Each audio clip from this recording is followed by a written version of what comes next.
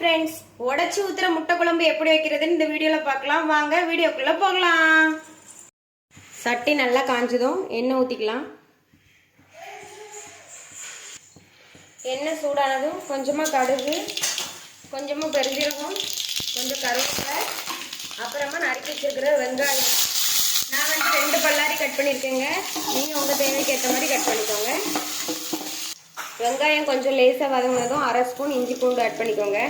வேண்டாம்னா ஸ்கிப் பண்ணிக்கலாம். ஆனால் இஞ்சி பூண்டு போட்டோன்னா கொஞ்சம் ஃப்ளேவர் நல்லா கிடைக்கும். அப்புறமா முட்டை வாயுங்கிறதுனால அந்த வாயுவையும் இது எடுத்துரும் பார்த்துக்கோங்க. வெங்காயமும் இஞ்சி பூண்டு நல்லா வதங்கினதுக்கப்புறம் ஒரு குட்டி தக்காளினா 2, பெரிய தக்காளினா 1, தேவைக்கேற்ற மாதிரி காரத்துக்கு மிளகாய் போட்டுட்டு அதையும் சேர்த்து நல்லா வதக்கிக்கலாம். உப்பு ஆட் பண்ணிக்கோங்க.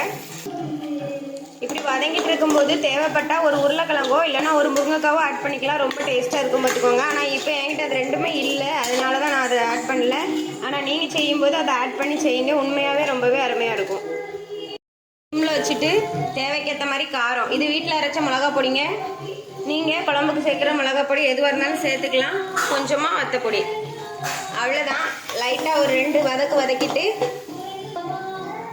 இந்த மாதிரி நல்லா வதங்கின அப்புறம் வெங்காயம் தக்காளி வதங்கின அப்புறம் அரைச்சி வச்சிருக்கிற தேங்காவை ஊற்றிடுங்க. தேங்காய் கூட 2 பெருஞ்சீரகம் வச்சு அரைச்சங்க. அப்புறம் தேவையான அளவு தண்ணி ஆட் பண்ணிக்கோங்க. இந்த ஸ்டேஜில் நல்லா குழம்பு மிக்ஸ் பண்ணி தேவையான அளவு உப்புலாம் சரி பார்த்து அப்புறமா ஒரு மூடி போட்டு மூடிடுங்க. லைட்டாக கரண்டியை அடியில் கொடுத்து அந்த முட்டையை பார்த்தீங்களா, நம்ம ஊற்றின முட்டை அப்படியே வெந்திருக்கும். அப்படியே மெதுவாக அப்படியே எடுத்து விடணும். ரொம்ப போட்டு கிண்டிங்கன்னா முட்டை உடஞ்சிரும். இப்போ பாருங்கள், நான் ஊற்றின 3 முட்டையுமே அப்படி தனித்தனியாக இருக்குது. இனிமேல் நம்ம அடுப்பை வந்து அதிகமாக வச்சுக்கலாம். வச்சுட்டு அது ஒரு 10 நிமிஷம் கொதிச்சப்புறம் உங்களுக்கு தேவையான அளவுக்கு முட்டை குழம்பு சரியான ருசியாக ரெடி ஆகிட்டு பாருங்கள்.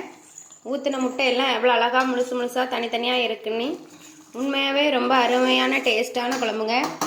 எதுக்கு வேணாலும், சாப்பாட்டுக்கு எதுக்கு வேணாலும் இது வந்து நல்லாயிருக்கும் பார்த்துக்கோங்க. இப்போது ஃபைனலாக கருவேப்பிலை தூவி இறக்கிக்கலாங்க. அடுப்பை ஆஃப் பண்ணிக்கலாங்க.